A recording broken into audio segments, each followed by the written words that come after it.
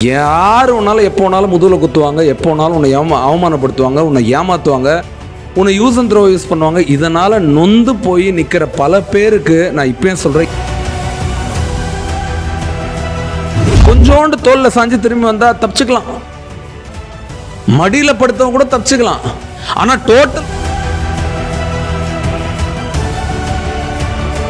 எல்லா இளைஞர்களுக்கும் சொல்கிறேன், இளைஞர்களுக்கும் முக்கியமாக இந்த 8th இருக்கிற அந்த குழந்தைங்களுக்கும் என் ஃப்ரெண்ட்ஸுக்கும் எல்லாருக்கும் சொல்கிறேன், டே செல்ல குட்டிங்களா நல்லா ஞாபகம் வச்சுக்கோ,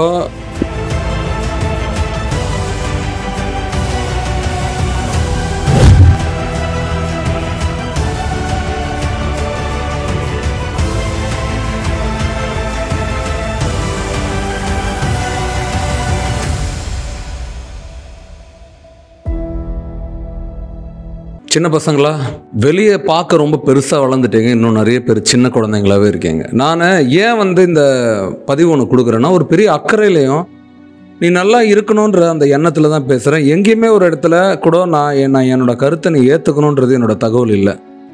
என் கருத்தை நீ உள்வாங்கி உனக்கு அது சரின்னு பட்டுச்சுன்னா நிச்சயமாக நீ அதை பயன்படுத்தி எங்கேயாவது பிரயோஜனமாக உனக்கு இருந்துச்சுன்னா அதை விட எனக்கு பெரிய சந்தோஷம். எத்தனையோ பேர் என்கிட்ட ஆனால் என்ன ரொம்ப ஹர்ட் ஆயிடுச்சுன்னா என்ன ஏமாத்துறாங்க இதெல்லாம் சொல்கிறாங்க. ஆனால் வேறு ஆணை வேறுன்னு பார்த்தோன்னா எங்கேயோ ஒரு இடத்துல நம்ம ரொம்ப அப்பாவே இருந்திருக்கோம். ஒருத்தர் நம்மளை ஏமாத்துறாங்கன்னா எங்கேயோ ஒரு இடத்துல சூதுவாது தெரியாத, ஏமாத்துறவங்க எப்படின்னே தெரியாத நம்ம வளர்ந்துடணும்.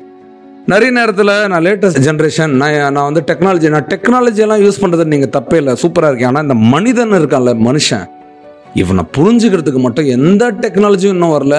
யார் வேணாலும் எப்போ வேணாலும் முதுகில் குத்துவாங்க, எப்போ வேணாலும் உன்னை அவமானப்படுத்துவாங்க, உன்னை ஏமாற்றுவாங்க, உன்னை யூஸ் அண்ட் த்ரோ யூஸ் பண்ணுவாங்க. இதனால் நொந்து போய் நிற்கிற பல பேருக்கு நான் இப்பயும் சொல்கிறேன், இனிமேட்டு நொந்து போகக்கூடாது இருக்குன்னா அடுத்த ஜென்ரேஷனுக்கு நம்ம சொல்லித்தர வேண்டிய ஒரே விஷயம், தயவு செய்து பாரு, பழகு, திரும்ப வந்துரு. இதான் ஃபார்முலா. பாரு, பழகி, அங்கேயே விழுந்துரு அப்படின்றது தான் அன்புல விழுறவங்க நிறைய பேர்.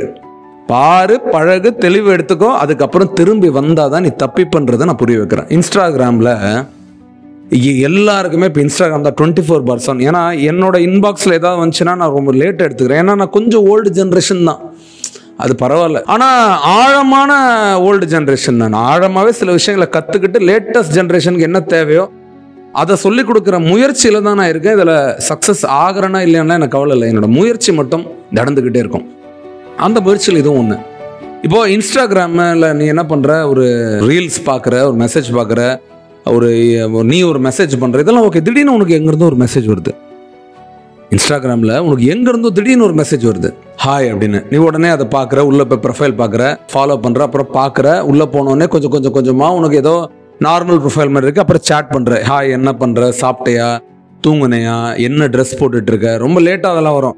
அதுக்கப்புறம் நீ என்ன ட்ரெஸ் போட்டுட்ருக்கீங்க, நீ எந்த வேலையில் இருக்க, நான் இதில் இருக்கேன், நீ அதில் உண்மையா பொய்யான்றதே இந்த நம்பருக்கு தெரியாது. உண்மையாக இருக்கிற ஒரு பர்சனு இன்னொரு சைட்லேருந்து அவங்க உண்மையாக இருக்காங்களான்னு இந்த பொண்ணுக்கு தெரியாது, இந்த பையனுக்கு தெரியாது. இது எவ்வளோ கொடுமை பாருங்க.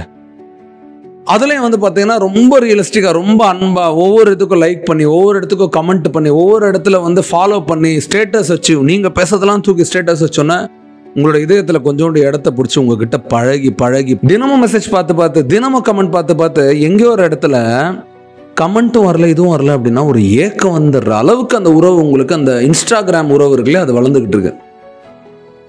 கொஞ்ச நாளைக்கு அப்புறம் அப்படியே பழகிற, நீ ஸ்கூல் போயிட்டு இருக்க, அப்புறம் காலேஜ் போற, அப்பயும் பழகுது அந்த உறவு. அதுக்கப்புறம் ஒரு நாள் அந்த உறவை நீ நேரில் மீட் பண்ற, அதுக்கப்புறம் உனக்கு பெரிய ஷாக் ஆகுது. ஏன்னா நீ எப்படிப்பட்ட உறவா இந்த உறவை நினைச்சியோ அந்த உறவு அந்த மாதிரி இல்லை. உன்கிட்ட என்னென்னலாம் சேட் பண்ணிச்சோ அந்த உறவு, அதில் இருக்கிற குவாலிட்டி துளி கூட இல்லை. அந்த உறவு ஒரு பொய்யான உறவா முன்னாடி நிற்குது. உன்னோட உயிரே, உன்னோட ஈரக்கொலையே உனக்கு நடுங்கிறது. நீ ஒரு பயத்துக்கு போயிடுற. நான் இப்போ சொல்ற, ஒரு நபரோட முகத்தை வச்சு நான் அவங்கள குறை சொல்லலை, ஆனால் ஆட்டிடியூட்னு ஒன்று இருக்குது, கேரக்டர்னு ஒன்று இருக்குது. கேரக்டர் முகத்தில் தெரியலாம், பழக்கத்தில் தெரியலாம், பேச தெரியல. ஒரு 10 நிமிஷம் நீ பேசி பார்க்குற, உனக்கு இன்னும் சுத்தமாக பிடிக்கல அவங்கள. ஆனால் நீ இவ்வளோ நாள் பழகி ஒரு விதை விதைச்சப்பாரு, உறவுன்ற அந்த விதை முளைச்சிருச்சு, அது செடியாக மாறிடுச்சு. உன் கண்ணுக்கு அது முள்ளு செடி, ஆனால் அந்த உறவுக்கு நீ இப்போ வேணும், அது ரெடி. நீ விட்டாலும் அந்த உறவு உன்னை விடாது. பழகி கொஞ்ச நாள் அது பிளாக்மெயிலாக மாறும், கொஞ்ச நாள் நான் இவங்க கிட்ட மிரட்டுறேன், அவங்க கிட்ட சொல்றேன்னு வரும், கொஞ்ச நாள்ல உன்னை பின்தொடரும். நான் இப்பயும் சொல்றேன், துரத்தினாலே பயம் வரும். சில பேர் துரத்தி லவ் பண்றாங்க, துரத்தி லவ்ன்ற பேர்ல டார்ச்சர் பண்றாங்க. இன்னும் சரி பழகுன்றாங்க. சில பேர் என்ன சொல்றாங்க, சரி பரவாயில்ல, இட்ஸ் ஓகே, நீ என்ன லவ் பண்ண வேணாம், ஃப்ரெண்ட்ஸா இருக்கலாமேன்றாங்க. நான் ஓகே ஃபைன், இது அவரவர் அவங்க இடத்துல இருந்து அதை பார்க்கணும். சரி, ஃப்ரெண்டா இருக்கும் போது உனக்கு அதுல செக்யூரிட்டி இருக்கான்னு கேட்டா இல்ல, பயப்படுற. ஐயோ, திடீர்னு வீட்டுக்கு வந்துட்டாங்கன்னா என்ன பண்ணுன்னு யோசிக்கிற, திடீர்னு உங்க அம்மா அப்பா முன்னாடி வந்துட்டா என்ன பண்ணணும்னு யோசிக்கிற. நீ அமிச்ச சாட் எல்லாம் வேற சாட் பண்ணியிருக்காங்க. நீ எப்பயாவது நைட்டு கொஞ்சம் MOODல இருந்திருப்ப, ஏதோ ஒரு மனநிலையில இருந்திருப்ப, அப்ப நீ அமிச்சிருப்ப. அதெல்லாம் ஸ்கிரீன்ஷாட் எடுத்து வச்சிருப்பாங்க. இன்னும் சில பேர் ஒரு படி மேல போயிடுறீங்க, காசு அமிச்சிடுறீங்க. அது யாருன்னே தெரியாத காசு, போட்டோ, பர்சனல் இது, ஃபேமிலி டீடைல்ஸ், அம்மா அப்பா என்ன பண்றாங்க, சொந்தக்காரங்க என்ன பண்றாங்க, உனக்கு எப்போ மாப்பிள்ளை பார்த்தாங்க, உன் சைடில் யாரு வீக்கு யார் ஸ்ட்ராங்கு, உங்க அப்பா ஒரு வேஸ்ட்ன்னு சொல்லியிருப்ப சில பேர் எங்க அம்மா ஒரு வேஸ்ட், சில பேர் வந்து எங்க அப்பா இங்க வேலை செய்யறாரு, இத்தனை மணிக்கு போயிட்டு இத்தனை மணிக்கு வராரு, எல்லாத்தையும் ஒப்பிச்சிருப்ப. ஏன்?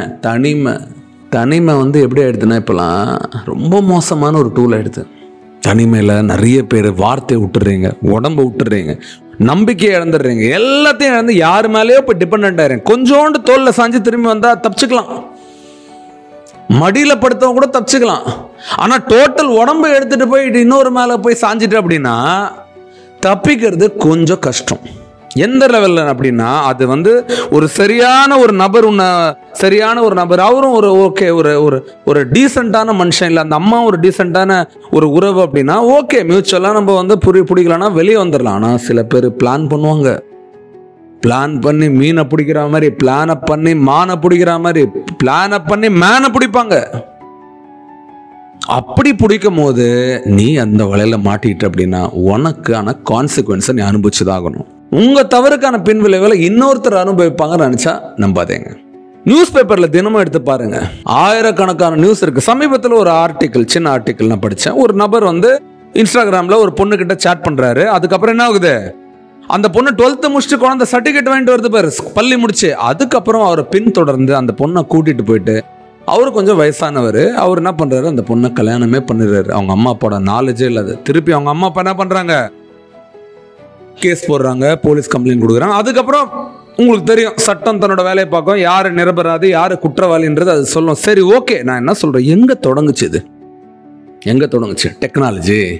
டெக்னாலஜினாலே இப்பெல்லாம் டெக்குனாலே என்ன ஆயிடுது, பேரண்ட்ஸுக்கும் உங்களை நேசிக்கிறவங்களுக்கு பக்குன்னு ஆயிடுது. ஐயோயோ என்ன பண்ண போறாலே தெரியல என் பொண்ணுக்கு, அப்படியோ அம்மா போன் வேணான்னு சொன்னா கோவம் வருது பொண்ணுக்கு, தூக்கி அடிக்குது பாத்திரத்தை, சாப்பாடு மேல கோவத்தை காட்டுது, அப்பாவை முறைக்குது, அம்மாவை முறைக்குது, சொந்தக்காரங்க வந்திருந்தா உள்ள போய் கழுத்தை டப்புன்னு அடிக்குது. எதுக்கு? போன் வாங்கி தரலன்னு. 10 வருஷம் 20 வருஷம் 30 வருஷத்துக்கு முன்னாடி இப்படியே பார்த்தனா போனுன்றது ஒரு கனவு.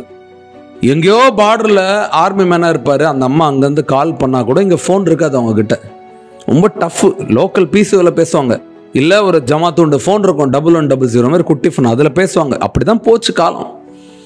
அந்த போன்ன்றது ஒரு அத்தியாவசியமான விஷயங்களுக்கு பயன்படுத்துற ஒரு கருவியா இருந்துச்சு. ஆனா இப்ப எப்படி ஆயிடுச்சு, எப்படி வந்து நம்ம காலையில இருந்து குளிக்கிறோமோ, பிரஷ் பண்றோமோ, ட்ரெஸ் போடுறோமோ, ட்ரெஸ் மாதிரி ஆயிடுச்சு போனு.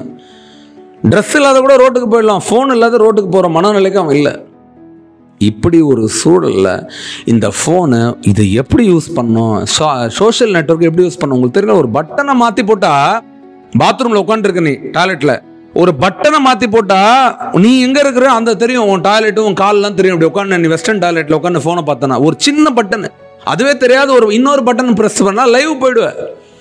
இன்னொரு பட்டன் போட்ட அப்படின்னா ஸ்ட்ரீமிங், அதாவது என்னன்னா ரீல். இன்னொரு பட்டன், சின்ன பட்டனை தப்பாமச்சால முடிஞ்சிருச்சு. எடிட் பண்றதுக்கு முன்னாடியே போஸ்ட் ஆயிடுது, ஏன்னா ஒரு சின்ன பட்டன் தான்.